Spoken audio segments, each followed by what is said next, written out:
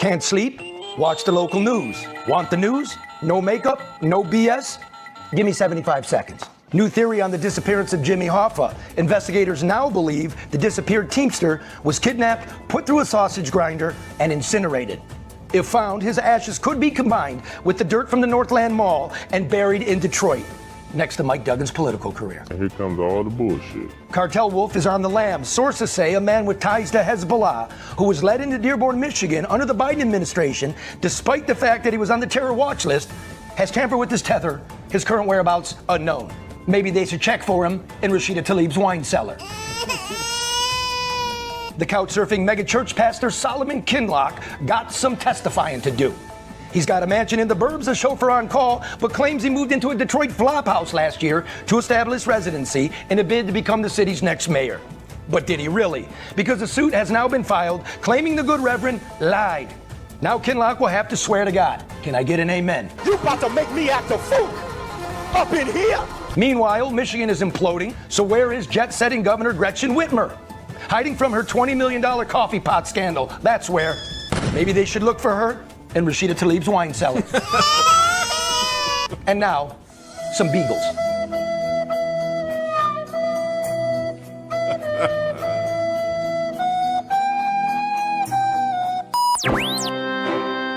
Live from downtown Detroit, it's the No Bullshit News Hour with my main man, Charlie LeDuff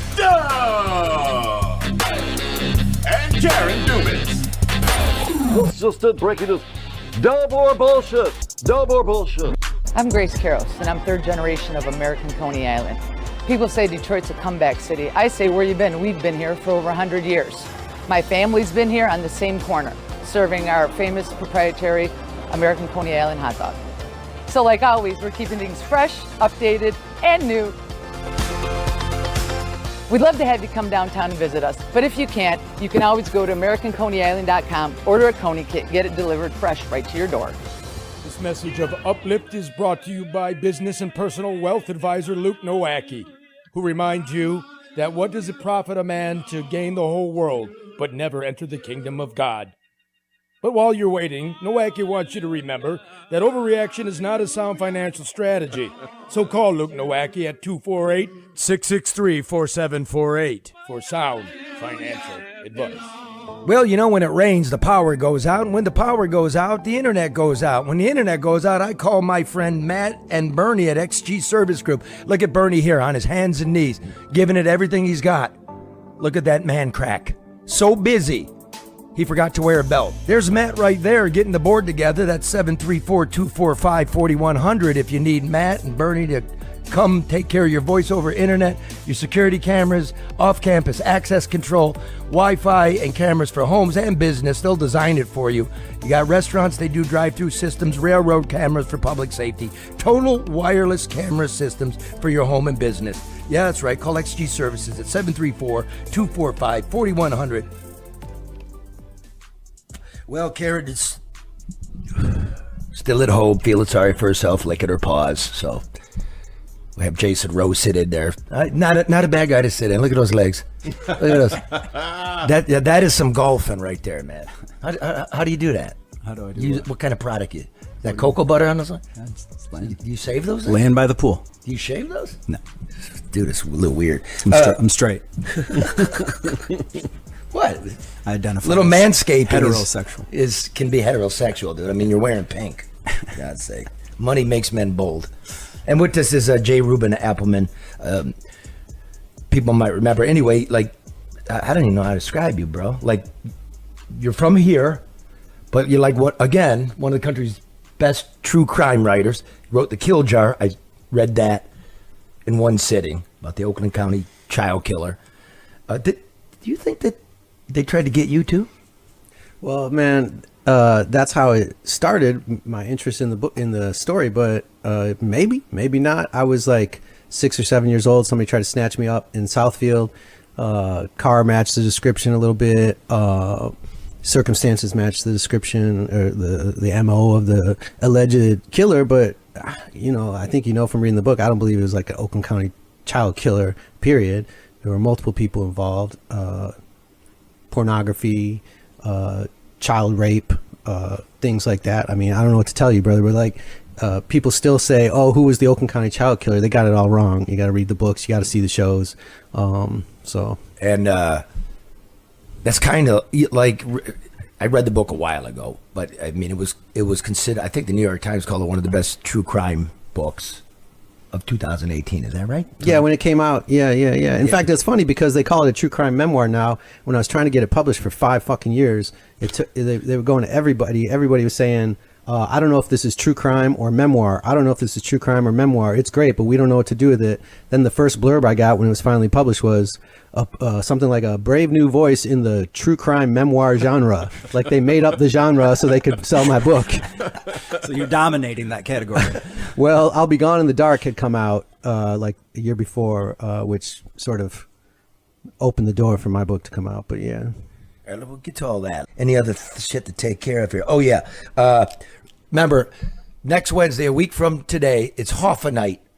Scott Bernstein, Rick Convertino, and Novo Toko will reveal their findings, their investigation as to who killed Jimmy Hoffa, new FBI files, recorded tapes with the supposed killer, right? A wire. Should be interesting. It's going to be at the Macomb Community College, the South Campus? South Campus, and it's a whole multimedia thing. It's not just those three talking. I mean, there's pictures, like you said, the wiretap, which is kind of interesting. So it's a pretty cool. I'm gonna go to it, man. Yeah, no, it sounds like a good. And that's the 50th anniversary. This is the 50th anniversary. Oh, you know what I should do? I shouldn't say this because the media watches this and just steals all my work and doesn't give any credit. I might go to the Red Fox, which is now Andiamos. Oh yeah. On the 50th anniversary. Yeah. Just, you know what I mean? It's going to be a fucking tour. I was there the other night, and the bartender was telling me busloads of people show up every year for the anniversary looking for clues, evidence, stealing silverware, crazy shit. I think the only thing that's still like there that is close to him is the payphone that was on the wall. No, it's gone. Got stolen. But there's an outline of it, though, right? Really? I think on the wall, which is okay. It got stolen? Yeah. So he had it in the basement. Someone broke into the restaurant and stole it out of the basement. Yeah. What, just the phone hanging on the wall? I don't know if it was the phone booth or just the Probably phone. a PA from that movie they did. They sent the him out. Irishman. Yeah. Another funny thing the bartender told me is Andiamos used to be where everyone that was having an affair would go to hang out with their mistress until they redesigned it and opened it up, and then nobody showed up anymore. So they lost like all of their infidelity business. What do you say? People were asking for silverware? Yes, they are. Like, So that's Jimmy's fork? Yes. It's so stupid. It's 50 years. Yeah, there's some people probably think there's DNA and shit. Imagine that. Bartender also told me that people come in, like the tourists, with fanny packs that have like Jimmy Hoffa's name and picture on them. J. Reuben Appelman, author of The Kill Jar and the newest one, While Idaho Slept, right? The murder of the 4 college students. That dude just pled guilty, didn't he, Mark? Yeah, Brian Kohlberger. Kind of a surprise plea, I thought. I don't know what you think, Jason. He wrote the fucking book. What do you think? Well, I haven't read it because you didn't count me. Well, I can get you a bunch now because Patterson's got a new book coming out. It'd probably fucking be the only thing you see now about that case. So I probably have boxes of my book. Who's Patterson? Fuck him. I don't know. James Patterson. Yeah, James Patterson. James Patterson, the guy who's got 250 books. Nobody in their right fucking, it would take a mega fucking computer to bust out 250 good books by itself. James Patterson doesn't write his books anymore. Let's get that straight. He's got some investigative reporter. Have you ever seen, okay, so you live in Idaho now. You're from Oakland County. Where'd you grow up? Southfield? I grew up in Southfield. Right. Okay, you live in Idaho now. You've been for the last quarter century. Yeah, All right. Did you see years. this Patterson guy wandering around doing the work? Because I covered Ground Zero for a whole fucking year, right? Yeah. The only guy there, undercover, whole deal. All of a sudden, all these books, a year at Ground Zero. I'm like, I never fucking saw you there. Yeah. I would know if you were there. Yeah. In fact, I'm giving Patterson too much audio time right fuck now. him. We'll fix that in post. While Idaho Slept His is name's the book I wrote. John Yeah. Peterman? Okay, look for that. While Idaho Slept, I wrote the book, the first book that came out about the Idaho murders. And I want to say another thing about that. The second book that came out, that motherfucker wasn't there either. And he can't pronounce the victims' families' names right and shit like that when he's doing, spots. So I will just say this. I wrote what I hope was an authentic, sensitive, smart book. In the limited time that I had to write it, HarperCollins gave me a 4-month deadline to bust out the first draft. Wow. I was on the ground every fucking day talking to those people, trying to talk to the family members of the victims, which is very difficult in the immediate aftermath of those horrific murders, trying to get people on the phone to talk to you. You know, they don't give a fuck about you. I always say I'm trespassing in other people's suffering, and that's a hard thing to do, as you know, as other people know who have written these kinds of investigative books. Of misery. Yeah, it's tough. But I did the best I could with that story. In answer to your question, I think it was like, do you know something about that case? Yeah, and what I think it was about the plea. Yeah. I did not expect him to plea, but I certainly expected that he would get convicted of those murders, because if you take any person of color in this country and you put the same evidence on those people, they're going away. They would have already been locked away. The fact is, he was, whether you think he's autistically weird or whatever you call him, that's the slander online and shit, whether you think he's a fucking maniacal, whatever, whether you think he's creepy or whatever it is, if you just look at Brian Koberger, he's a relatively handsome white dude who had all of the media on him. So the defense had all the time in the world to draw this fucking thing out. They had all the resources. Everybody was giving money because they had to do it right, because everybody was looking at this case. So they had to do everything right, which means they had all the resources in the fucking world. And any other person of color, any poor person, any even middle class person, this shit would have already been a lock. Like, he would have gone away. They had DNA. They had forensic cell shit. They had all kinds of his online history. They had, just so much shit. I get you. They would have put anybody away, but this case was big, so it took a while. I did not expect the plea, but I certainly expected he'd get locked up. In the end, too, stay locked up. They had an eyewitness of sorts, the DoorDash driver. Was that must have been a surprise for the defense team, I thought. Yeah. What, a DoorDash driver witnessed it? Well, he snuck in the house and slashed 4 people to death? Saw him in the car at like 3 a.m.? They saw him in... Time out. Yep. Okay, wait, because this was just for me, like World News Tonight. Oh, whoa, geez, wow, man. Oh, okay, they got him. So 4 people are like stabbed to death, right? Mm-hmm. In their sleep. Mm-hmm. Well, at 3 in the morning. Some in their sleep-ish, but we can talk about that. So what's that fucking DoorDash? Who called the DoorDash driver at 3 in the morning in their sleep? Well, College Town. 4 in the morning, actually. So there were more than 4 people living in that house, probably. Yeah, brother. Listen, I'll tell you briefly how this DoorDash thing went down. Yeah, tell me, it's 4 in the morning. Everybody's come home from drinking. They don't get home till around 2, 1:50, 2 o'clock. Some of them go to sleep and some of them are still up. One of them was on TikTok for a couple hours and she ordered DoorDash.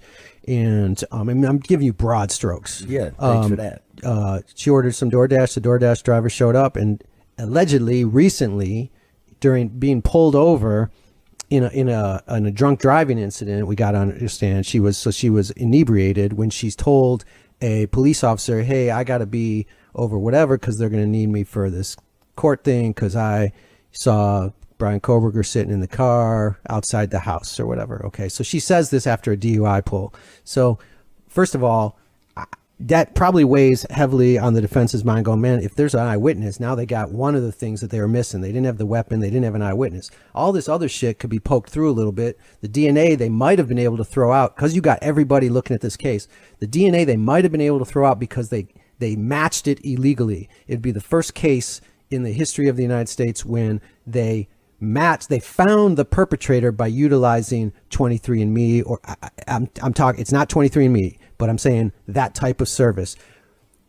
Previously, they already had a perpetrator when they used 23andMe types things, and they would look for that. They already said, okay, we're going to take his DNA. We already know it's him. This time, they just took some fucking DNA and shot it through one of these things. And it's currently illegal to do that because the people who submit their DNA to those sites don't give consent to have it matched like this. Okay, it's a long story about that, but the point is, theoretically, if you take 12 jurors who don't know shit about this case and you just put them in a room and you tell them that's illegal, they could have that. They could say, well, we can't count that. The cell phone forensics, the same forensics that put him at the scene, they only put him within an area of the scene. Let's say 200 yards. Let's say 400 yards. They don't put him in the house.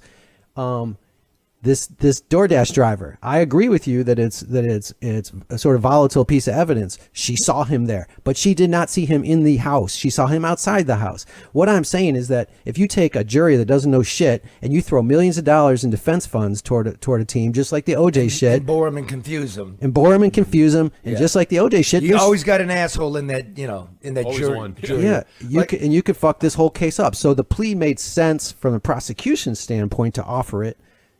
And it probably made sense from the defense side to take it because the chances of all that shit getting thrown out are slim. Yeah. So that's my take. That's my hot take. Did he have legs like that?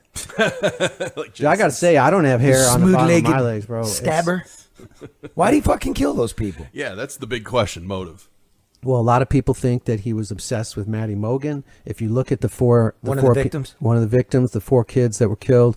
One of them is your like stereotypical, gorgeous blonde sort of thing. That I'm saying stereotype. I'm not saying taste or whatever. It's just like she's the one. Man, come on, don't worry. She's the. Well, no, for real though. Like I don't know, man. I mean, was she hot or not? Yes. Okay. They were all beautiful. They were all beautiful white people. Man, you guys are making me uncomfortable. White people can't be beautiful anymore. You guys are making me uncomfortable, man. Listen, but honestly, I think that's you're beautiful too. Well, no, there's other things about Maddie. Is what I'm saying. It's Sure. been rumored, and there were screenshots that suggest that he, unless they were faked screenshots, that he Instagram messaged Maddie multiple times, like, "Hey," and she never responded. If you ask me why he killed these people, did she know him? No.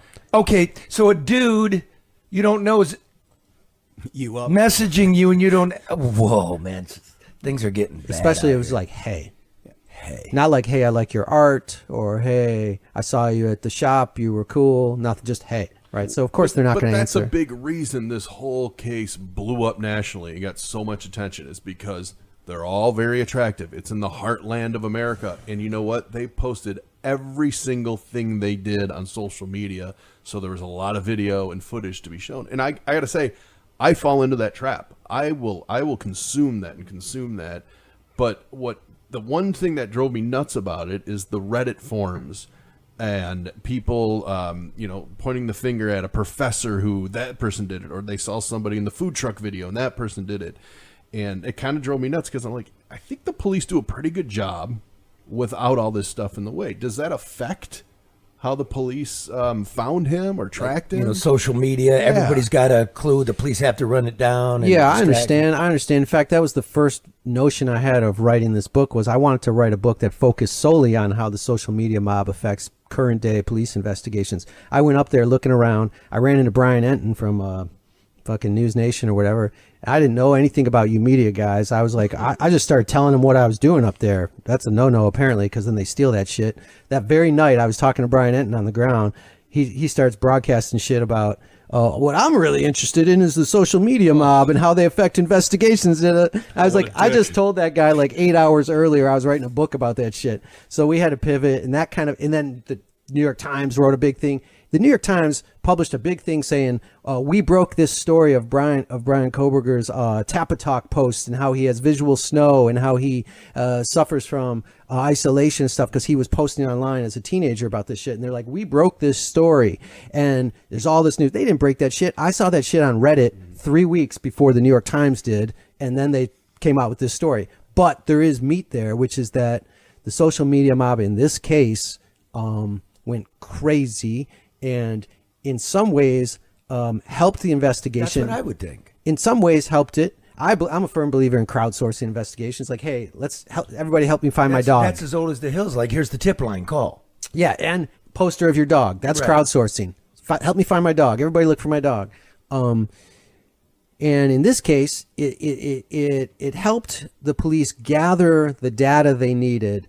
Ring cam footage, things like that. They had the FBI set up a link or whatever the fuck to put your footage here or whatever if you got any video evidence or audio evidence or whatever. But at the same time, they were inundated with that shit as well. So the few things they got from that evidentiary wise or whatever was buried in just mounds of shit. They had a whole team of FBI people that had to sort through this shit, and that's a difficult process as well. But at the end of the day, what the social media mob did was sort of twofold. It's a blessing and a curse.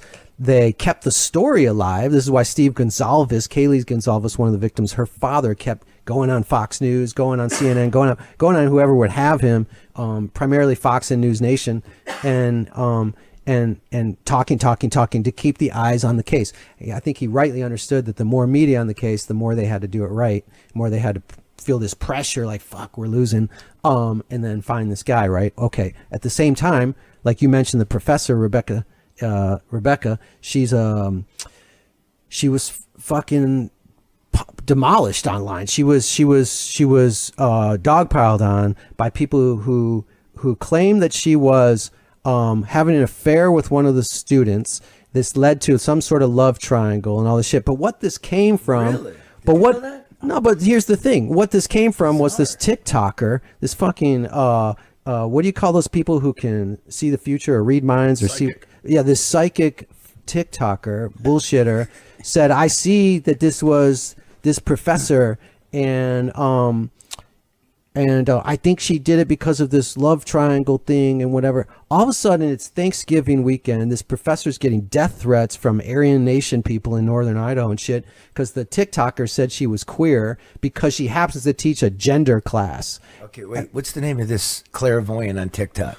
I don't know. I think she might have dropped off because she's facing a number of lawsuits. Well, I was going to have my assistant look up that account, but yeah, I don't remember her name, man. To be honest, I know that she's a little crazy. I talked to Rebecca multiple times, a couple hours at a time. She was crying for half the conversations. And is she suing?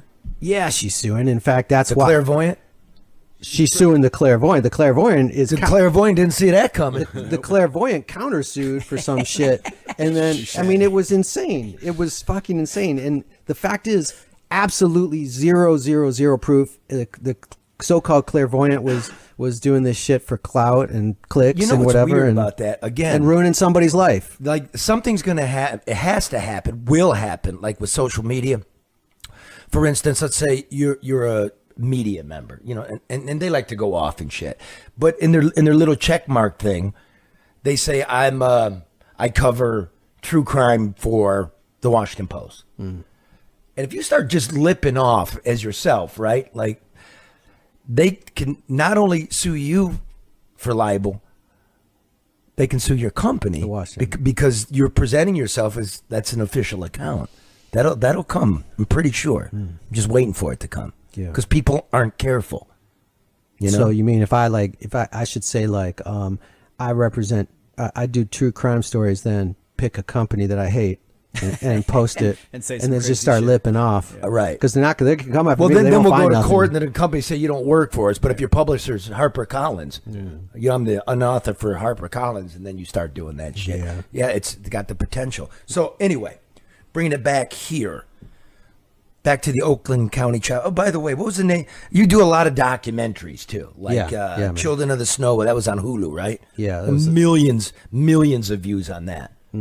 Just a big hunger here. And to me, your book's convincing, right? And others I know, like George Hunter, they agree with your theory that it wasn't one person. It was a cabal, some scummy people, and some very, very rich, prominent, old money type of people, right? It was like our Epstein. They had their own island too, didn't they? Yeah, man. Yeah. Do you want me to talk about this now? Because you little won't bit, stop me. You won't stop me. And I want to know what you know. We're going to film a little bit, and I want to know what you're doing in town. I'm in town because after getting the Kill Jar published, I had, as you know, when you get a book out, you start to get messages from people. I got hundreds and hundreds of messages. Yeah, Brad Pitt called me motherfucker.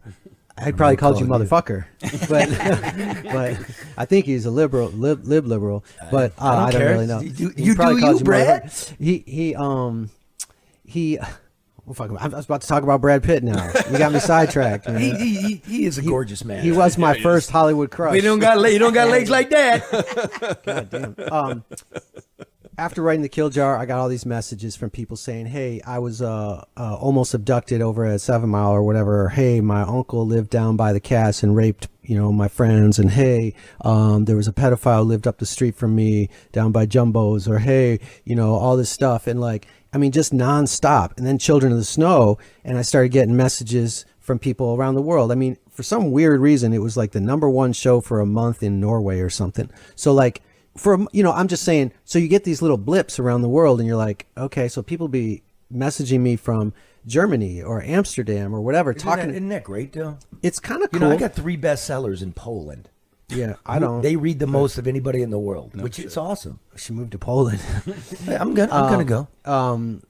So I started realizing that one of the loose ends in my book was really what Children of the Snow made the most out of, which was Frank Sheldon and his island, North Fox Island. Frank Sheldon was a descendant of Michigan's biggest money. We're not talking he had a bunch of money. His family developed Grosse Pointe. His great ancestor was Governor Alger of Michigan, also Secretary of War during the I think it was Civil War or something like that. Also, another of his relatives, the Algers and the Sheldons, were 2 families that came together. Frank Sheldon comes from from that merging, and the other one of the other great whatevers was put up for president of the United States. I mean, we're talking about the biggest money in the fucking country, and certainly the biggest money in the state of Michigan. Not to go off on a tangent, but how did they make their money? They made their money with everything. You know that war museum that's sitting over there by the water? Yeah. The big ass water. That was the Alger house. That was their home.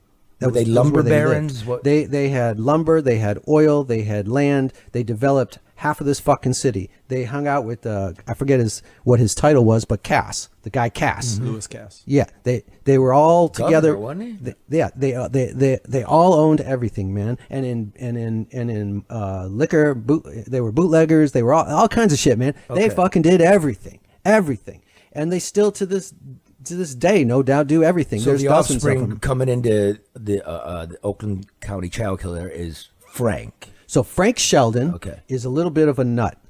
He's the black sheep of the family, kind of, so to speak. But with his brother Alger, who was in high society in Detroit, who everybody who's been around, anybody in their 80s or if they were alive, 110 or whatever the fuck, they all know who the fuck Alger Sheldon is. Frank Sheldon bought Fox Island for like 23 grand or something like that in the 60s. Now the state owns it. But back then, he and his brother That's in Lake Michigan, right? Yeah, it's up off the Leelanau Peninsula. It's off of Charlevoix is how you fly there. We took a boat last week to there from Leland. But I realized that I didn't do nothing about Frank Sheldon in the kill jar because he absconded from justice. The feds came in on the island. They realized he was running a pornography mill. They realized also that it was tied to Father Bud's Boys Farm in Monteagle, Tennessee, which was another pornography mill. You don't have to know anything about what I'm saying except for the fact that here in this part of the country, Frank Sheldon was making child pornography by pretending that he was running a nature camp for boys, taking underprivileged kids from Port Huron and Detroit and Ann Arbor and wherever the fuck. Their parents would sign permission slips and he'd go to the fucking island with them. They'd land on this island 25 miles from the shore of Michigan, 25 miles out into Lake Michigan, nowhere to fucking go for 10 days at a stretch. And they would get there, and the very first thing that would be told to them is, take off your clothes. We're going to run around on the island, on the beach, and we're going to swim, and we're going to be natural here. And everything they did was filmed. They were raped and filmed, and there's many there are many. And look, man, anybody in the world could say, you could take anybody and say, man, he's spinning all this bullshit. No. Hundreds and hundreds and hundreds of pages of police documents from the Michigan State Police, from the FBI. Everybody knew what was going on with Frank Sheldon at a certain point. Then Frank Sheldon got tipped off before he could get arrested. He ran to many places in the States. He ran to Antigua, all this plus shit. He ended up in the Netherlands. And I wrote that book. I wrote it off at that point. I said, well, he got away. And then the Netherlands saw the show, and it picks up again. And some of these motherfuckers start messaging me going, that shit didn't stop. And I thought to myself, oh, fuck, I really dropped the ball here. Like, in fact, I wrote a screenplay about, and you're in it, Charlie.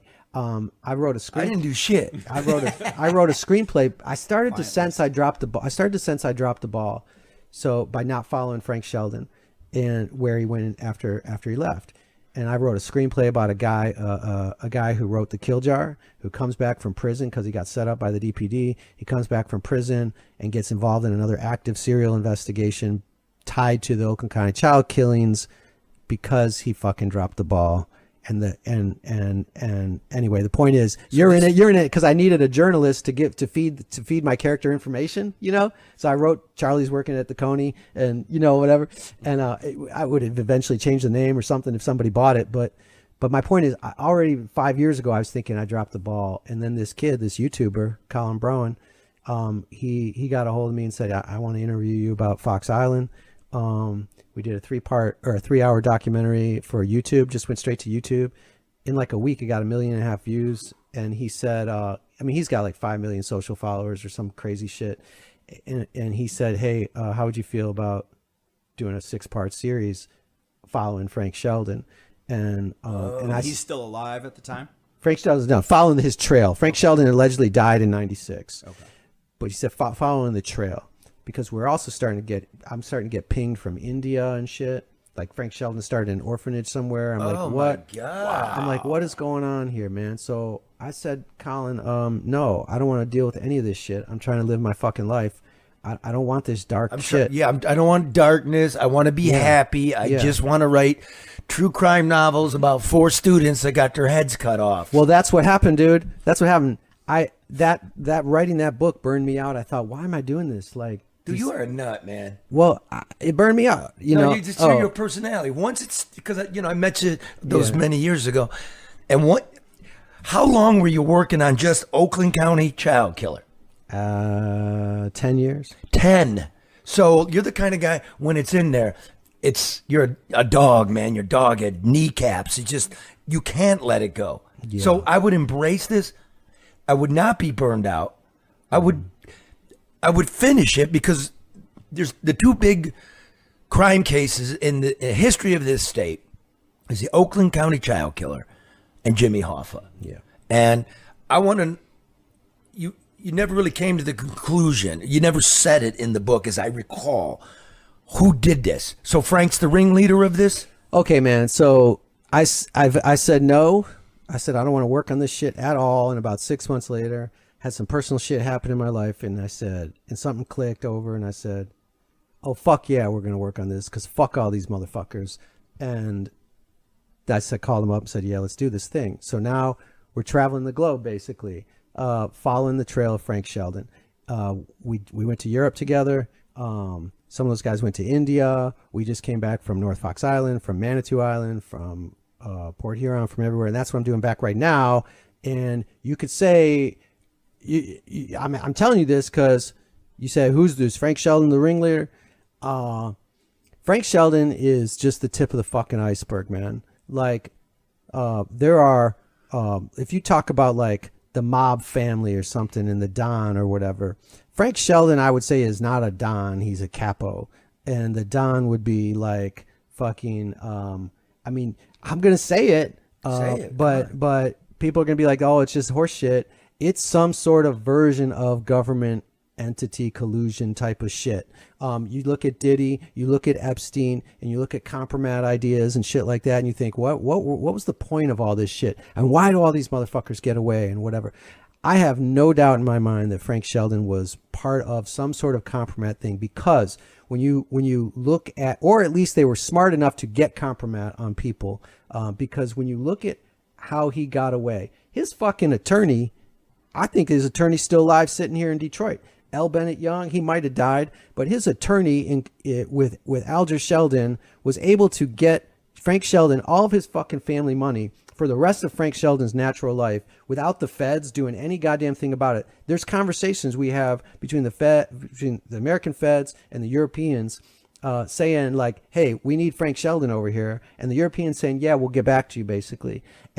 His attorney over... But you have documentation of this. Yes. And why the American authorities saying we need him over here?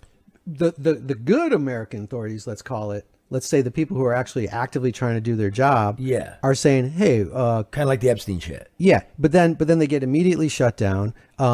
And then, and every time you can see the shutdown immediately going, oh yeah, we'll work on that for you or whatever. His attorney over there in Amsterdam was a Dutch senator. So that's his attorney, a Dutch senator. His one of the Algers over here was the ambassador to the American ambassador to Belgium at the time when Frank Sheldon was living in the Netherlands. So there's all kinds of shit. You say like, oh, you could say, well, he's just politically entrenched and they're not gonna send him to justice. It's bigger than that, man, because you also have people that were on Frank Sheldon. You know, speaking of journalists, you got a journalist, Marilyn Wright, in Traverse City. She broke most of this fucking Frank Sheldon case. She's just a 50-year-old, short, old lady and old at the time. She's 10 years younger than me. Hey, man. Well, I mean, back then people got old quicker. I think they didn't have. Oh, that's true. Yeah. And she's breaking this shit about a national porn syndicate from Traverse City Record Eagle. She's writing stories that the Detroit News won't cover, that the fucking Boston Globe won't cover, that the New York Times won't cover.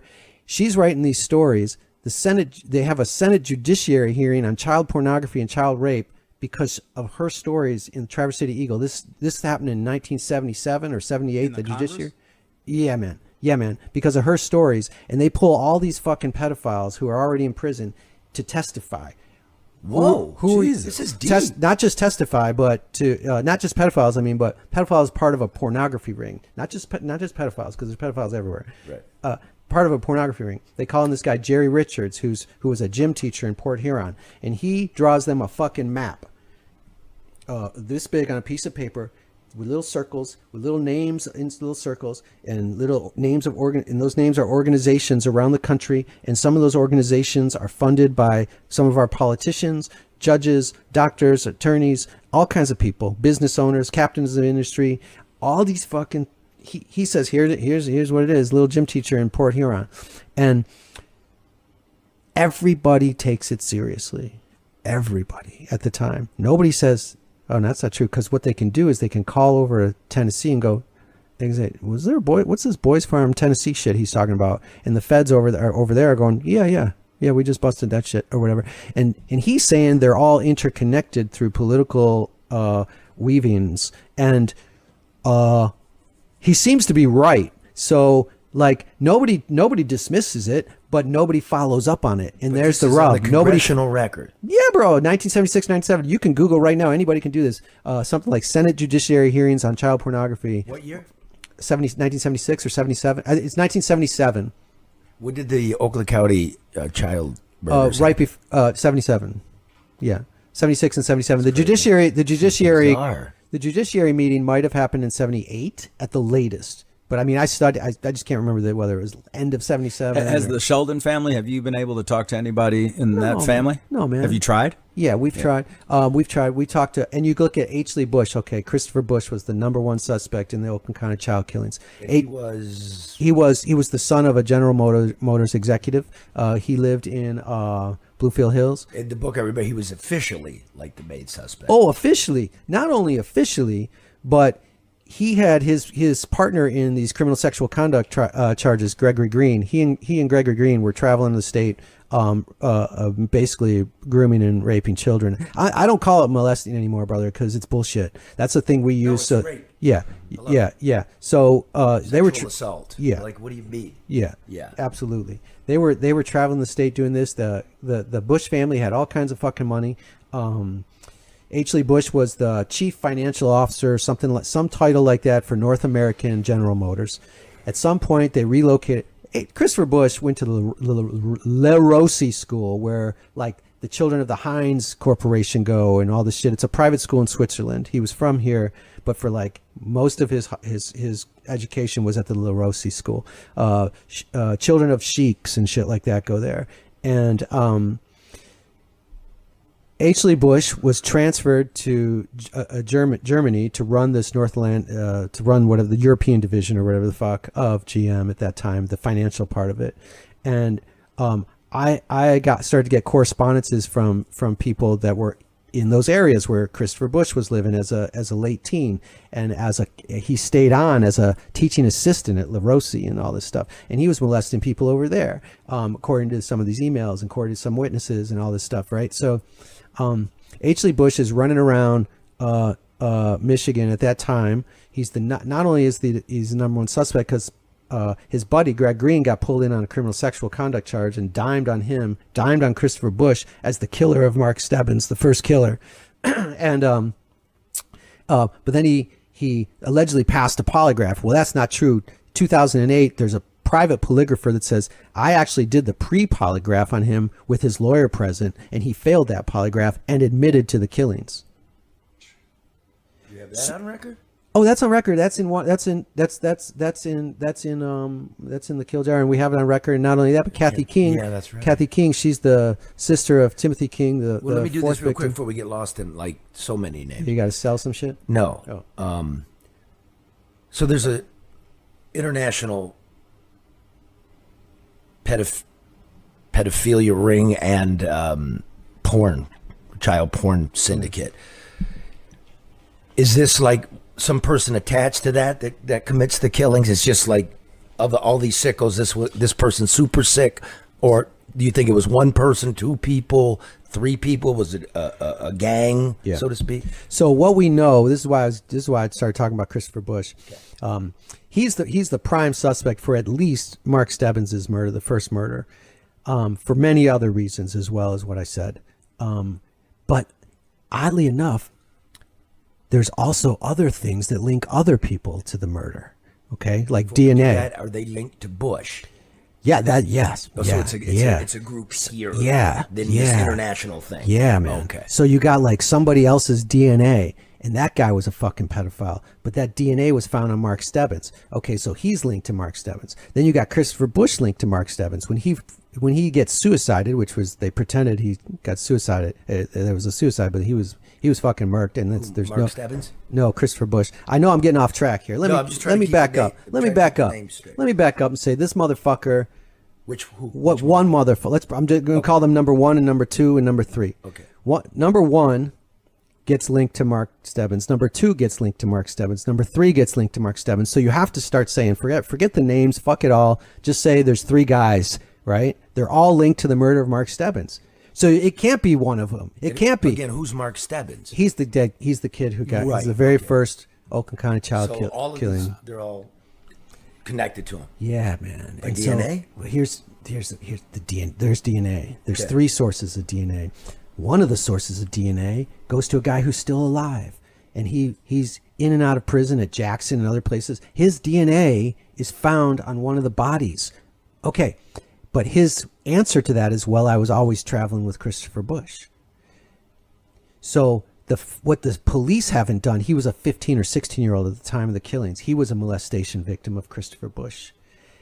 He was always in Christopher Bush's car. He was groomed and made into some sort of version of an on-again, off-again boyfriend of Christopher Bush, who was in his 20s or something. Does he admit to this Jackson prison guy? Yeah, he admits to all that. Okay, right. He says, I don't know nothing about the killings. Right. But his DNA was on the fucking body. And he says, I must have been from Christopher Bush's car. Let me not get sidetracked, though, because this is a fucking rabbit hole. The point is, Christopher Bush then gets linked to Frank Sheldon. How? Through police. Now, I wasn't there, but the police documents say that Christopher Bush was in this company of Frank Sheldon at certain times. They also, in the same documents where they say they found shit on Frank Sheldon, that, like, here's a document on Frank Sheldon, like a police narrative. In that same document, or an evidence catalog, or whatever, in that same thing, they talk about Christopher Bush's. They say, oh, and by the way, we also found 18 reels of child pornography in Christopher Bush's cabin, or whatever. But they're talking about Christopher Bush in the same documents that are supposed to be focused on Frank Sheldon. And so there's that. And then we have other, and this is the thing. This is what we're trying to do right now. I'm going around. Basically, I've spent 9 months writing this book. It's probably done in a month or two. And we're traveling around with the film crew, and we're interviewing victims of Frank Sheldon. We just it's horrific shit. It's huge. We spent 3 hours interviewing a victim of Frank Sheldon the other day. We spent another hour of interviewing a victim of whatever. We're really doing the work that. And you're going over to Europe and everything. Oh yeah, these fucking guys just came back from overseas in India, man. Like, dude, so you're doing a book and a series. Yeah, and here's the thing. And you just finished an Idaho book. Yeah, but here's the thing, man. I'm actually done. After this, I'm done. I'm done. I'm going to law school in August. I feel like this people say you're true. I appreciate you saying renowned crime writer or true crime writer or whatever, man. But I did this. This was an accident.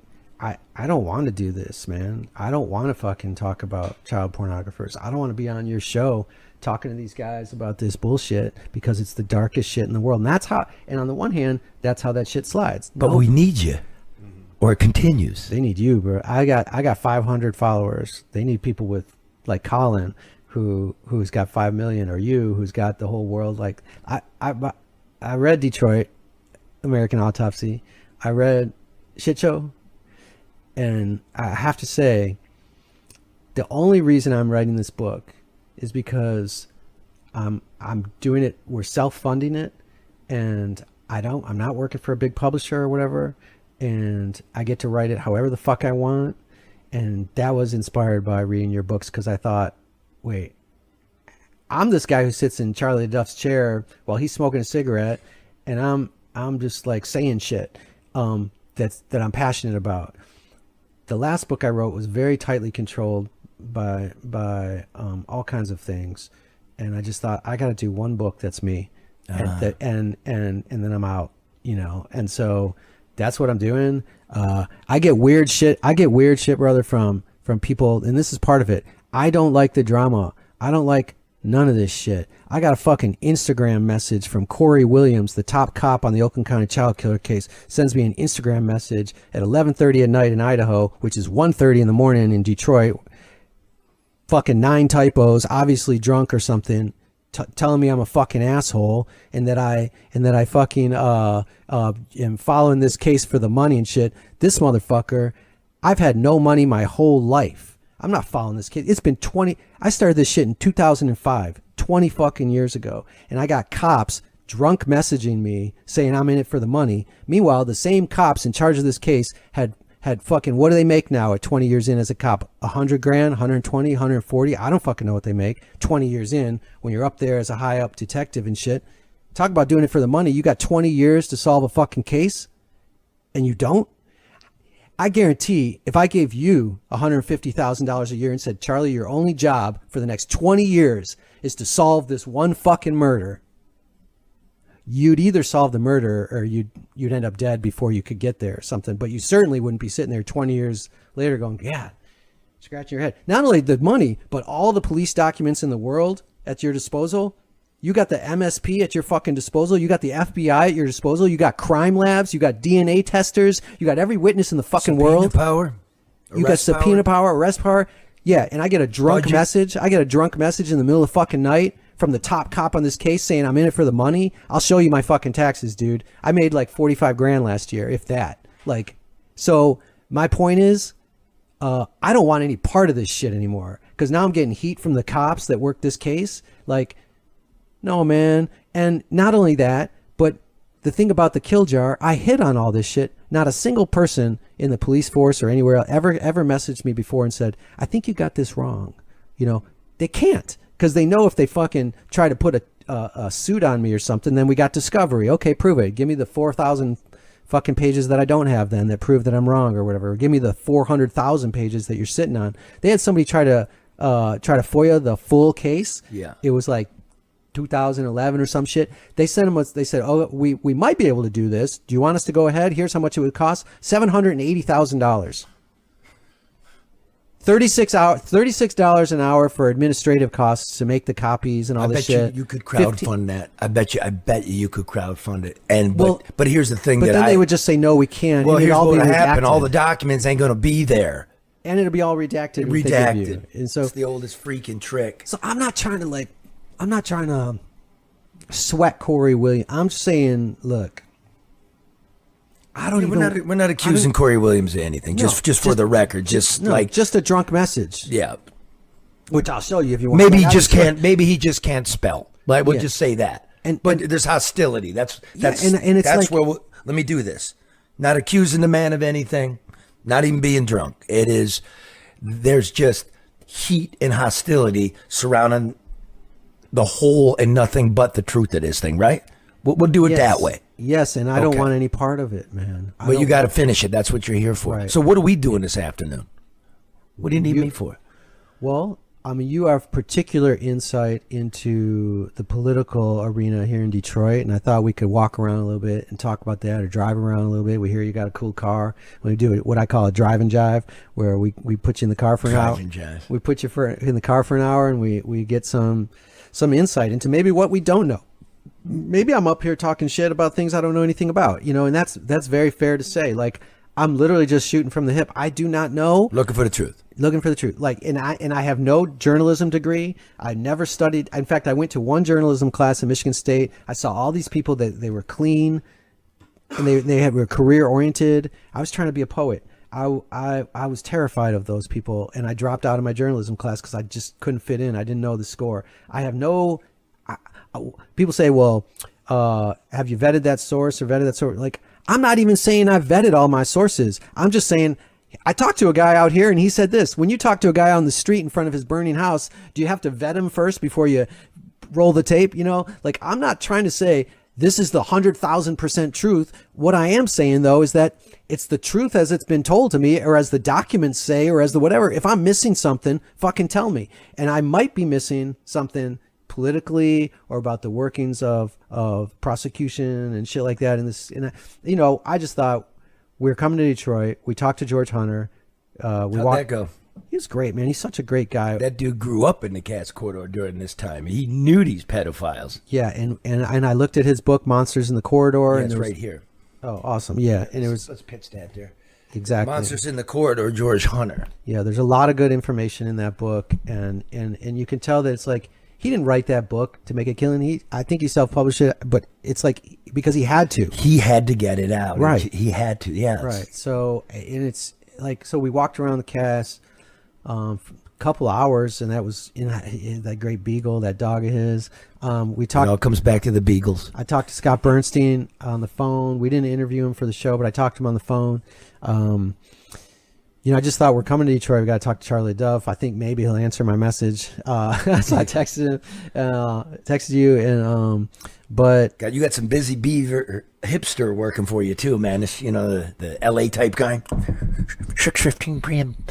Specifically, will get back to me. I talked to your guy. I talked to the guy, and it's all going to be good. Yeah, that's the thing, is they're telling me this is why you have a guy, because it's like, I can't do that shit. I don't know how to fucking press people. I don't know how to, even just little press. George said, can we do it at 5? And I was like, oh shit, I think they want to do it at 3, but I'm not going to tell them. And so can you get a hold of George? Because I'm not that guy. I'll just say, sure, whatever you want. Yeah. Because I just don't want to press people. Yeah. You guys are good. I mean, they want to work with you. They're not like, it's got to be 3 o'clock. I'm like, I don't give a fuck. Yeah. I'm busy at 3, man. Yeah. It's raining and I want a knish. But I said a lot of shit here that's probably going to come back to haunt me. But I mean, the fact is, all of what I have said is true to the best of my knowledge, Your Honor. Plus, so I mean, the kill jar that came out in 18. Yeah. I mean, you haven't been sued, you haven't been questioned. That's 7 years ago. That's interesting. I mean, dude, that. You're doing yourself a disservice. You do the work. He's asking, did you reach out to the victim? Did you reach out to the family? Oh, yes, indeed, I did. Did you cross-check it with the documents? Oh, yes, I did. Did you go to Europe and check with it? Oh, yes, I did. There's not more that you can do. Yeah. You know what I mean? Yeah. It's just making a leap that doesn't exist. It's very easy. Journalism is very easy. It's just like being an investigator or a lawyer. But then there's what people lack that you do have. You didn't fit in because it's corporate journalism, J school, is you got heart. You got a point of view. I remember when I was in journalism school and I was going to drop out. I'm like, this is complete horseshit. I'm not doing this. I was like 28 years old. I'm like, I thought it'd be different.